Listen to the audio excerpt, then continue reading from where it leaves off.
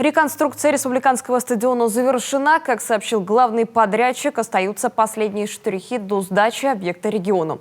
Стадион полностью функционирует. Сейчас сюда завозят последнюю мебель и оборудование. Нашу съемочную группу пригласили на экскурсию перед открытием. Евгений Стокас побывал и на трибунах, и внутри главного спортивного объекта Коми.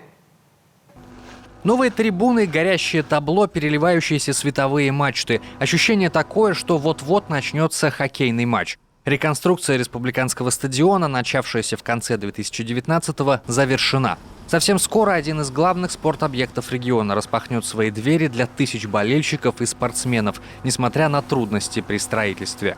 Я думаю, что мы справились с задачами, я доволен, потому что самое сложное на этом объекте, кроме объема, который было сделано за короткие сроки, была вот эта проблема с коронавирусом, которая нас все сдвинула, как и замучила, но я думаю, что мы справились.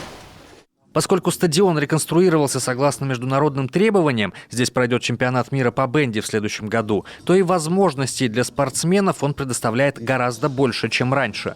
У внутренних помещений новый функционал, увеличен легкоатлетический манеж, ледовых арен 2 и даже лед будет совсем другим, спортсмены оценят. Машина производства Канада называется «Олимпия».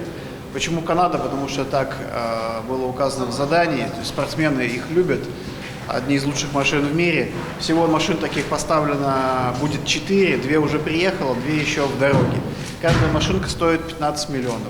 Стадион рассчитан на 8600 болельщиков и теперь оснащен комфортной инфраструктурой. Один из этажей почти полностью занимают санузлы. Весь стадион доступен и для маломобильных болельщиков. Переработана система отопления. На объекте итого 5 теплоузлов, значит, 2 из них находятся на западной трибуне, в одном из них мы находимся, и, соответственно, по одному теплоузлу на южной и на северных трибунах.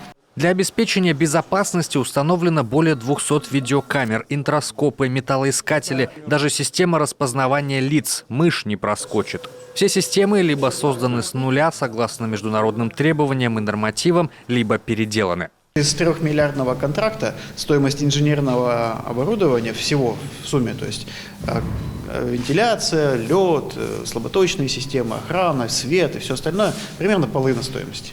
Объект окончательно завершат через несколько недель. Сейчас строители собирают мебель и, что называется, наводят лоск. Но на этом свою работу не закончат. Строители еще будут сюда приходить, что-то там подкрашивать, подмазывать, когда заносится мебель, что-то устраивается, где-то что-то царапается, где-то могут что-то оторвать, они это все дело потом поправляют.